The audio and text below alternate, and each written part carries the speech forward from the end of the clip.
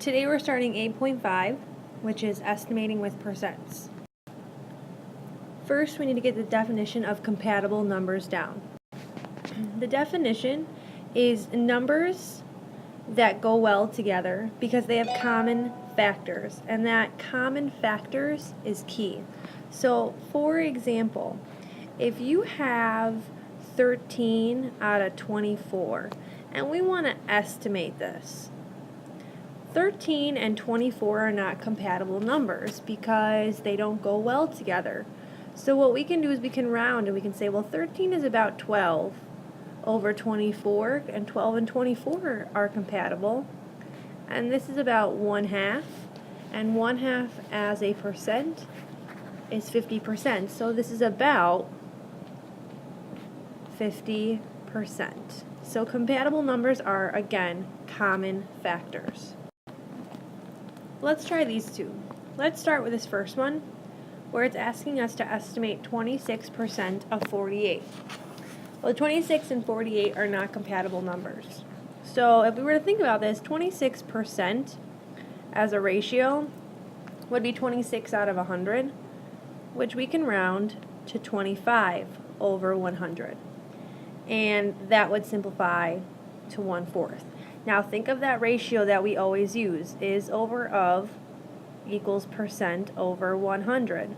Well, this is representing our percent. So in our ratio, underneath the percent part, we can put 1/4.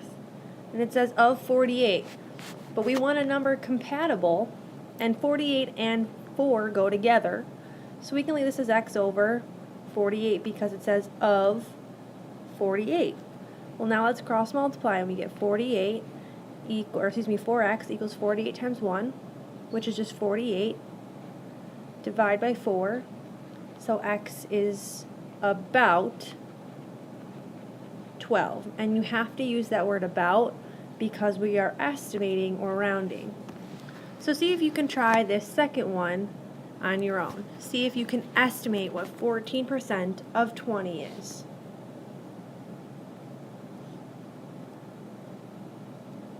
Alright, what I would do is I would say, well, 14% is, as a fraction, 14 over 100. And we can round that to about 15 over 100. Which, if we want to simplify that, is 3 over 20. Again, this represents the percent part of our ratio.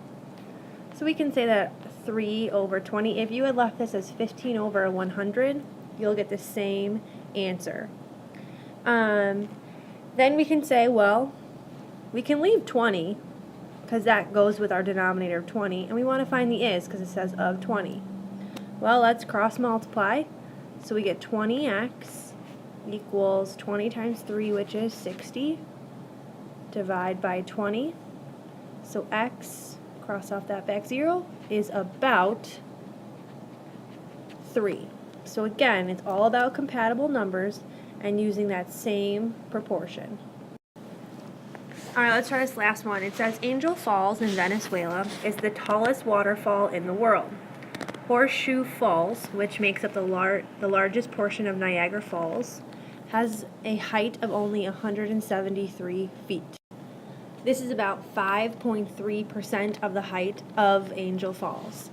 Approximately how tall is Angel Falls? So when it tells you approximately here, that's telling us we want to estimate. So let's start by estimating. Let's estimate 173 to be about 170. And we can estimate or round 5.3% to be about 5%. And we're going to still use that ratio of is over of equals percent over 100. So this would be 5 over 100, or if you want to simplify this, this is 1 over 20. So this is representing my percent. So in my ratio, I can put 1 over 20. Well, it says, if you go back, this is about 5.3% of the height of Angel Falls. Approximately how tall is Angel Falls? Well, we don't know. And Angel Falls is the tallest. So that means it's the biggest number. So 170 has to go on top, and we're solving for x. So all we have to do is cross multiply here. 1 times x is just going to give you x, multiply 170 and 20 together. So x is about, again, you need to use that word about because we're rounding, estimating, 3,400 feet tall. Okay, you can start the exit slip. Go ahead and try it. We're going to go over it in class tomorrow. Thank you.